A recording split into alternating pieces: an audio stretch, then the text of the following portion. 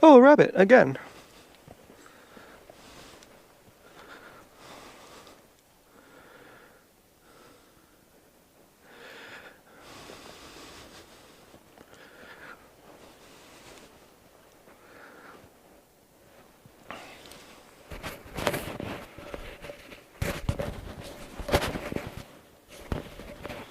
Okay, well, there's a few things I want to talk about tonight.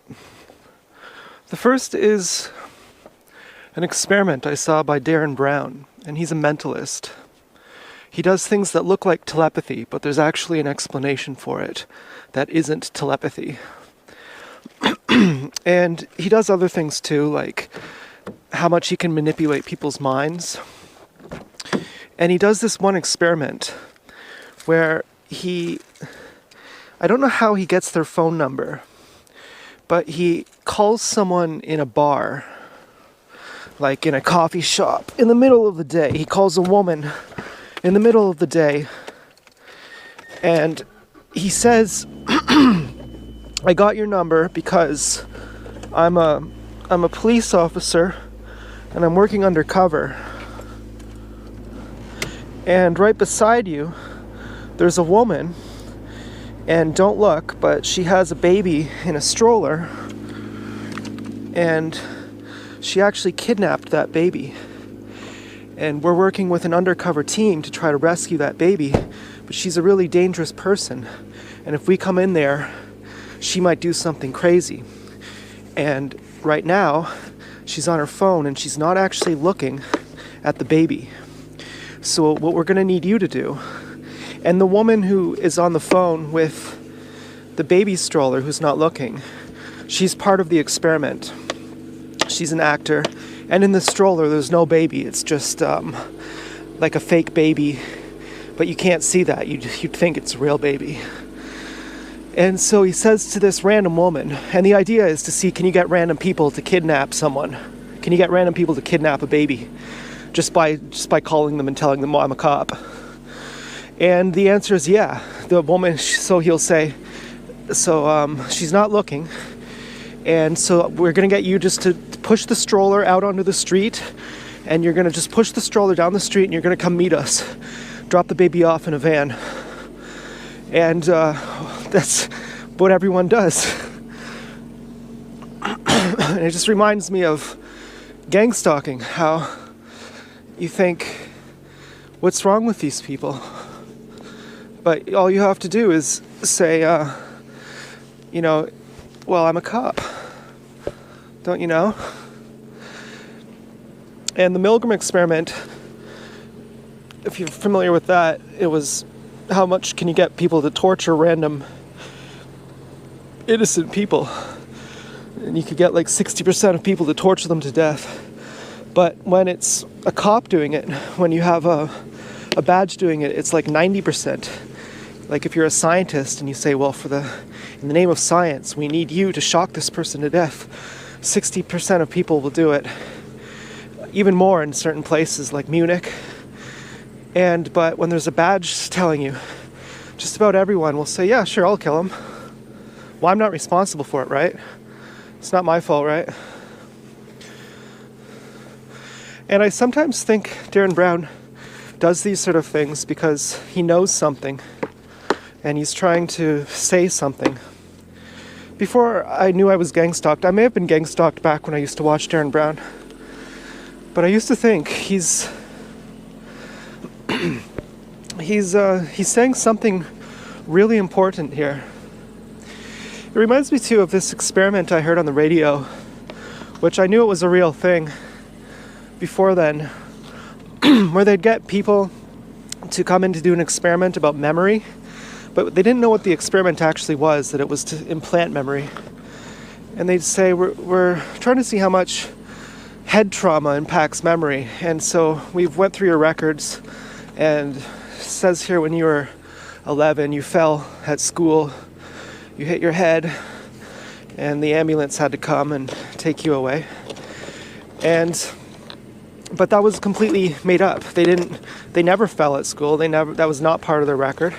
And the point of the experiment was to see if you just tell people, if you're in a position of authority and you just tell people something happened to you, well, people say, oh yeah, I remember that. And with, I think it was like 3/4, 70 something percent of the people in the study, many of whom were incredulous at first, but then they came back and they said, yeah, I do remember that. I didn't remember it at first. And then they supplied all sorts of details that were made up. Like, yeah, and then at the hospital, there was a lady there who gave me a candy, and she was really nice. And they did that study on undergrads. Like, these are the future. These people are the brightest. What does it say? Like, when someone of authority can just tell you that your name is Toby, and you're just like, oh yeah, I thought my name was Kunta Kinte, but now I remember it's actually Toby. Like, it's just it gets to me sometimes. I mean, today, the only thing that's really helping, I'm sad to say, I'm disappointed, but I'm resigned that the only thing I'm really looking forward to today is food. And, isn't that sad? I do feel a bit better today. That, yesterday I was high. I was high as a kite. And it was great. It was, hold on one second. It was fantastic. It was fun. And there's something else I appreciate about being not high as well, I have to say.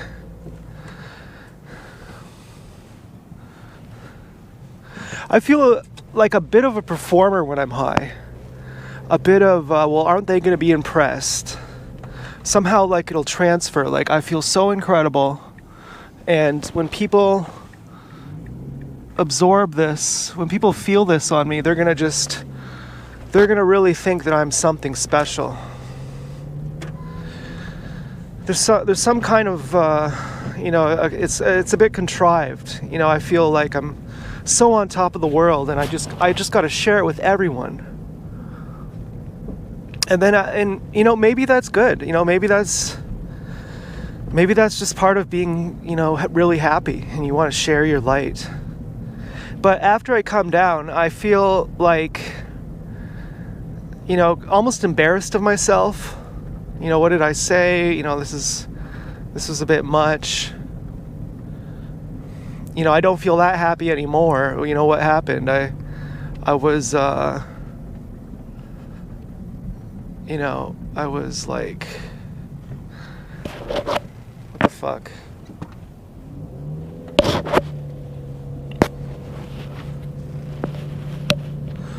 I was so on top of things for 4 hours.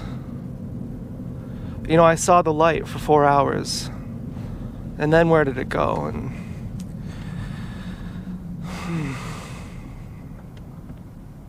And I haven't been checking Quora lately. Like, I normally have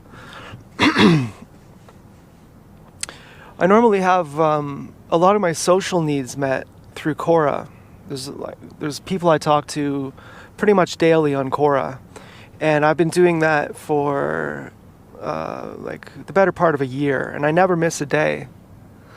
And so there's lots of people now who I haven't had contact with for a few days. And why did I stop? I stopped checking my YouTube notifications. I did see that a couple people liked my previous few videos, and I was very happy about that. It just meant the world to me. I was on acid when I noticed that, so maybe it was an exaggerated response, but I was just beside myself. I was so happy. 2 people liked my video, and I never ask for likes. I never say, hey, be sure to like and subscribe if you. I never do that because what's the value of getting it if you ask for it? Like, it's kind of like, I don't know, it seems kind of not as special then, because it's like saying like, hey, can you get me a gift? Oh, you got me a gift. Oh, thank you.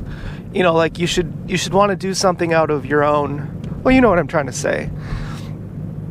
So that was pretty awesome, but I still didn't check the notifications. You know, I got some comments. Half the time, or maybe less, I mean, you know, about half the time or less, it's a gang stalker who comments, and it's some kind of threat. You know, we're gonna kill you, we're gonna rape you, we're gonna poison you, you should kill yourself, we hope you kill yourself, you're a bad person. And it's from all angles all the time. It's just like, it's overwhelming sometimes. And so I get it. One of my favorite TIs, I emailed him once. I'm not actually sure if he thought I was a gang stalker. He said, Bubs, is that like Beelzebub? And I told him about water fasting, and he's like, well, I am kind of fat. You know, maybe you should tell this gang stalker here that I talk to, that talks to me, who's on YouTube, that he needs a water fast. And I kind of felt like really indirectly he was saying that I was a gang stalker because my name was Bubs, Beelzebubs, which is like a demonic symbol. And I told him, well, actually, Beelzebub is what they call the serpent in the belly, and water fasting gets rid of that. It's the old food in the belly. And he never responded, but he's a really smart one. Like he has like very informational, informative videos, and just the way he talks. I saw him talk to a cop the other day, and he was just mouthing off this cop, and just, you know, I was like, oh my god, like this guy is hardcore. And you could just tell he's just one of my favorites. And even if he thinks I'm a gang stalker, or even if he just thinks I'm just not cool enough to talk to me anymore, you know, that's cool. I still like watching his videos. And he's one of the ones who, the comments are turned off. If you want to talk to him, you have to email him. And our emailing went well. You know, I just emailed him once to ask him a question, because he was saying don't move, especially to a poor place, because they might kill you there. Like it's more easy to do something really illegal in a poor place. So if you're in like the US or Canada, stay there, because they're held to a higher degree of accountability here. And so I emailed him because I would like to move to Costa Rica. Do you personally know this? Like, have you actually been to like a tropical, like South America?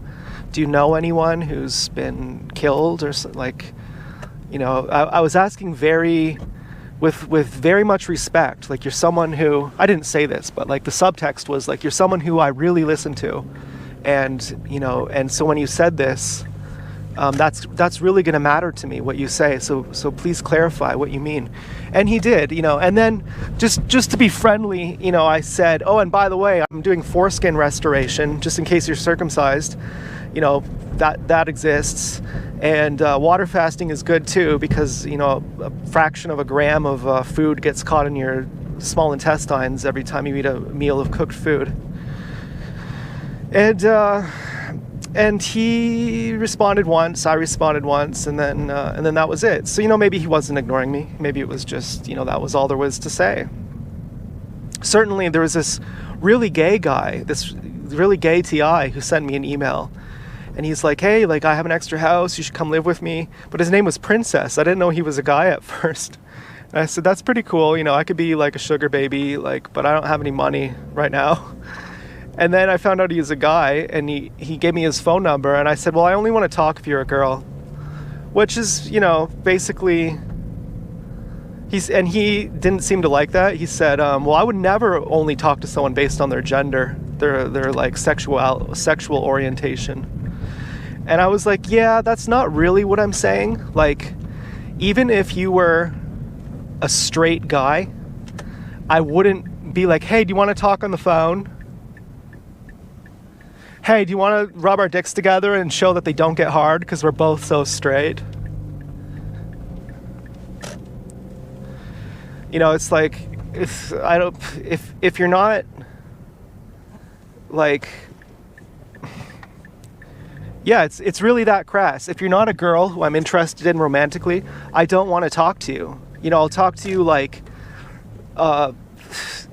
like commenting on topical things, but I don't want to just be like, hey, let's hang out and talk. You know, I don't do that with anyone. I don't have friends. You know, if someone said, do you want to go to the bar? I'd say no. And that's because I've been physically assaulted at the bar. I've been punched in the face. I've been had a guy grab my hair. And then he came to my support group after, rubbed his hands in my hair. And gangstalked. You know, it's not just at the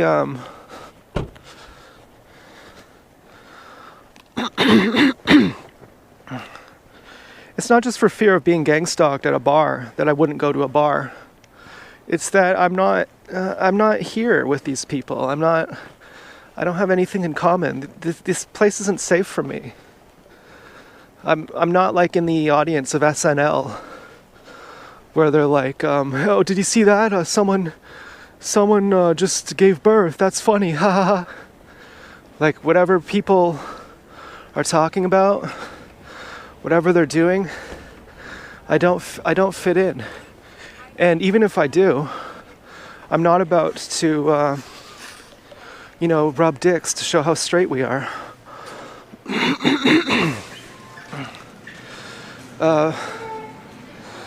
Okay, so ideally they'll have sub stuff on sale. That's kind of like my comfort food. I'm hoping I have some very peaceful music on too. It's really beautiful. It's called Phantom Thread by Johnny Greenwood. Oh, it's on sale. That's really, really good. Because I'm broke, and this is veggie bologna. This is exactly what I need. This should be about a $20 trip. I mean, if I play my cards right, I can spend about $10 a day on food. And that's eating pretty well. You know, that's like including my bubbly. That's including, pretty good food. Whereas today, it's a bit more expensive. I have to buy a lettuce. I have to buy sauce. And one of the things I'm looking forward to and enjoying about this video, as opposed to yesterday's video, is in today's video, I don't have that performance anxiety of being high and feeling like I have to convey it. I feel sort of just resigned to being where I'm at. Kind of like Eminem in 8 Mile. You know, he knows he can spit all this fire, and he wants to show people so bad that, you know, he's above 8 Mile. He's like in the top tier of rappers, and he really should be Eminem. But instead he's just living in... And then at the end he's like, well, have you ever just started living down here? Where Zesty. I think I'm going for Zesty. And that's about the whole thing. Oh, and a tomato. I also need a tomato. And so it was a very subtle performance anxiety. Like I'm an Eminem. I'm like an elite super rapper. I gotta show the people. And whereas today I'm just like, yeah, I'm living in the trailer park. The best thing I have going for me is a tomato. Literally, like what I'm excited about right now is a tomato. $3.48. Oh, these are even cheaper. Okay, that should be good. We already have onions.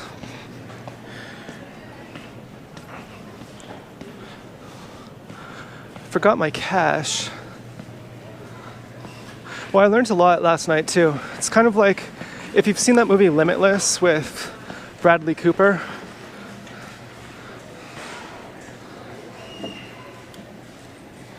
Where he's like, You know, he learns the NZT, so even when he's off it, he gets something. Feels sort of like that. Yeah.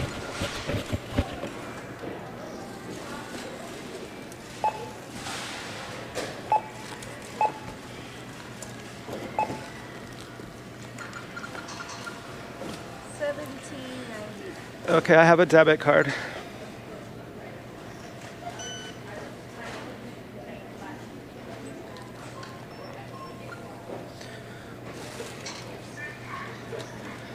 Thank you.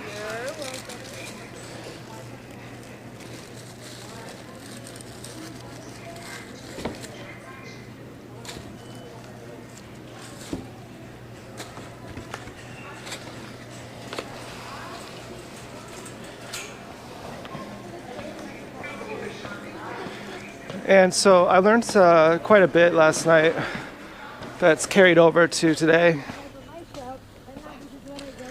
And you know, something is, it's not as intense when you're, you know, when you're, there's a certain peak when you're high, and it's just the best. You know, you're just like, oh, whoa, and you're exploring, and you're exploring your own energy, and it's also brand new.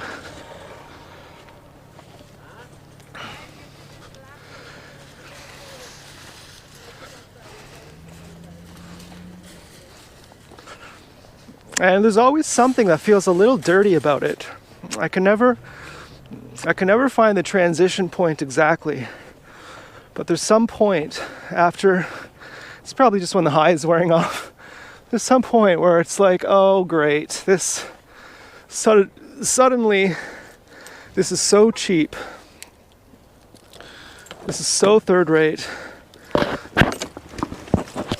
And even the people who sent me the acid, the last time I was talking about acid, I was talking about this gang stalker who was telling me to kill myself in the same video.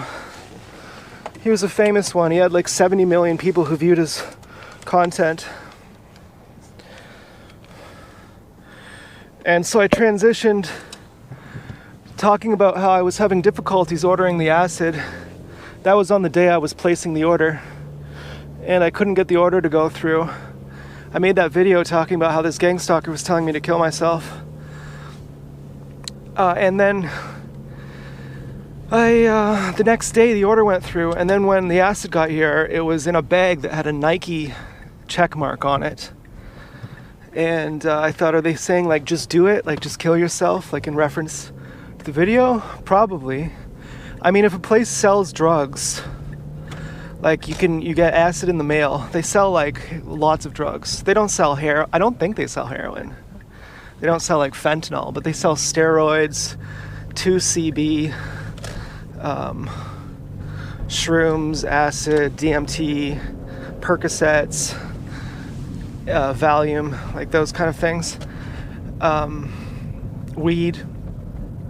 I was thinking that like the odds that these people are gang stalkers, our government is high. You know, like you pay tax when you buy acid online. You pay tax, and so these must be government people who are doing this, and they must be gang stalkers. So is it such a stretch to think they're telling me to kill myself? And they've had other bags too, where like they always have a graphic on the bag. They've had other bags. Every bag, actually, as I'm looking back, I'm thinking this seems like some kind of like biting, cruel symbology here.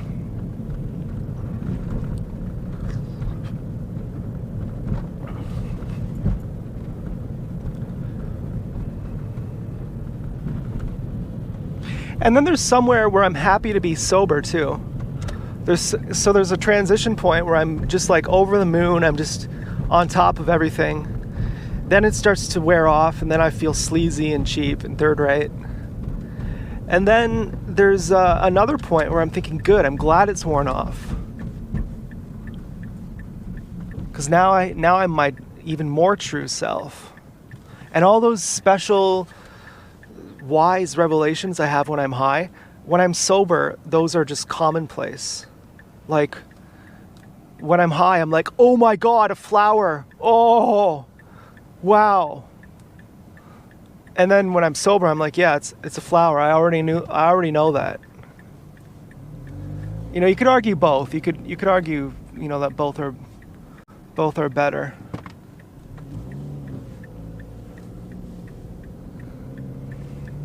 But a lot of times I actually feel like not just more alive, but more understanding. Like finally I figured everything out. Because you could say when you're really impressed by a flower, that's actually great. You know, it's not just that you know that the flower is there, it's that the flower is it's actually beautiful to you for the first time. But it's more than that when I'm high. When I'm high, I feel actually a bit snooty, like a bit like I figured out the meaning of the flower.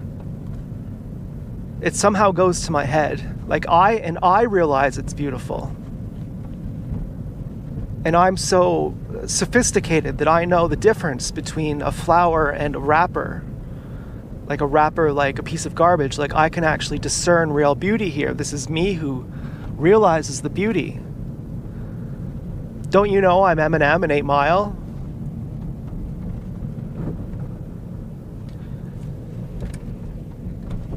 And so it transitions to, at a certain point, I'm sober again, and it is painful coming down. You know, like I wake up to the same things, you know, the same complaints. I don't even, having went to a group for like group therapy, you know, hearing people complain, you know, and then my boss did this again. Hey, remember the last 2 years when every week I said the same thing, and now they're doing it again. And it's like, yeah, like I want you to know my pain, but who, you know, and I don't mean this as an insult, who are you to receive it? You know, like I want you to say, oh, I'm so sorry, you know, I really know that you have a tough time, and they did that to you again, and oh man, that sucks. And you're going through it too, and you know, you have your own problems, and you know, what does that do? If I'm like, oh, you know, they got it. Yeah, they feel really bad for me. Don't worry, they're suffering with me. Like I don't want to bring someone else down too. And then, but there's times where, you know, there's not many people who watch them, but there's certain people I watch, and the only thing they do is they're like, and then they fucking did this? Fuck those people. Fuck them. You think you can fuck with me? And I just watch them go off, and I'm like, yep, like I totally get it. Like I'm totally, like I really get it. And like I love you, like just how you're going off and you're saying all these things that make you look so crazy. They make you look so fucking nuts and unhinged and like no one would, like difficult to be with. No one would want to be at your company. You're so toxic, apparently. But I totally get everything you're saying. And I'll listen. I'll just like, you know, and that validates me somehow, you know, or that, you know, that there's something about that where I'm like, yeah. And the fact that, you know, I might be the only one watching, or, you know, one of very few watching, it doesn't make me feel like a loser. It doesn't make me feel like, well, I guess I'm a loser watching another loser. Because I look at the people who have tons of views, and I think to be famous, you kind of, and I've been thinking about this lately, you kind of have to be a bad person just to be allowed. And I was thinking, is it really that deep? Like, you know, you're, I was watching this band, and he's like, I'm just a teenage dirtbag baby. And he's singing in such a high pitch, and his band member is laughing, but it's really endearing. She, you know, you could tell after all these years, she's still laughing that, you know, he makes her giggle because he sings in such a high pitched voice, and it's so cute. And all the comments like, oh, it's so cute, you know, isn't this the Tiny Desk concert? Isn't it just so like special? And I'm thinking, what's going on with this? Like, are these people like vetted? You know, this is a bit, maybe this is, you know, maybe, who knows? I actually don't know if this is the case. But I'm thinking, is every celebrity vetted? Like, you have to be a piece of shit? Like, have you heard any celebrity talking about the genocide or, you know, anything that's like taboo? Like, are they all fucked? Like every single one of them? Like, in order to have any audience, you have to be vetted as being in the club, as George Carlin says. And so it doesn't matter. You don't have to go out. You don't have to just go out and say, "Let's go have an eyes wide shut party." But you have to not say anything to the contrary.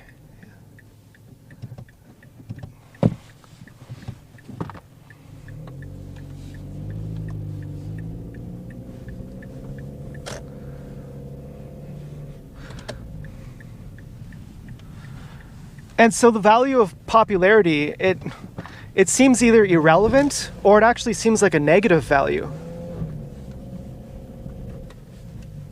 And that's one of the reasons I don't ask for people to like my videos or subscribe or anything. Because why?